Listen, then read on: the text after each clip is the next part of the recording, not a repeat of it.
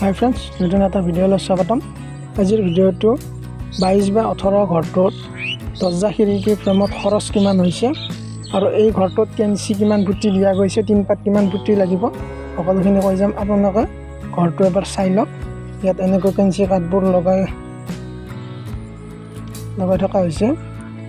আপোনালোকে চাই লওক। এই ঘৰটো এনেকৈ যিহেতু 3 ইঞ্চি গাঁথনি কৰা হৈছে, এই ঘৰটোত দৰ্জা ফ্ৰেম দিয়া গৈছে 3খন আৰু খিৰিকীত 3 পাল্লাকৈ 3খন ফ্ৰেম দিয়া গৈছে। আপোনালোকক এই ঘৰটোৰ দৰ্জা এখনত লৈছে 1200 টকাকৈ, 3খন দৰ্জা গৈছে 3700 টকা। 3 ফুটি দৰ্জা হয় আৰু এনেকৈ খিৰিকী 3 পাল্লা 3খন দিয়া গৈছে।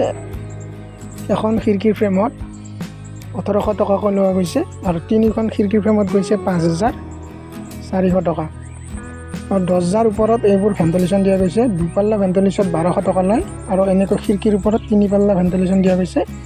3 পাল্লা 3খন ইয়াত লৈছে 1500 টকাকৈ, 3 পাল্লা এখনত ইয়াত 4500 টকা হয় আৰু 2 পাল্লা ভেণ্টিলেশ্যনত খৰচ হৈছে 1200 টকাকৈ। টোটেল ভেণ্টিলেশ্যন কেইখনত খৰচ গৈছে 5900 টকা। আৰু এই দৰ্জা খিৰিকীবোৰ যিহেতু পাকাৰ ফ্ৰেম হয়, ইয়াত গাঁথনি কৰাৰ আগত কব্জাবোৰ কিনি লৈ লগাই ল'ব লাগে। এই কব্জাবোৰত পাৰ পিচ 40 টকাকৈ লগা হয়। এইখিনি এক্সট্ৰা খৰচা হয়। আপোনালোকে এইখিনি লগাই ল'ব গাঁথনি কৰাৰ আগত। আৰু এই ঘৰটোত কেঞ্চি 18 ফুট বহল যিহেতু ঘৰটো হয়, ইয়াত কেঞ্চি হৈছে 12 ফুটি কেঞ্চি দিয়া গৈছে।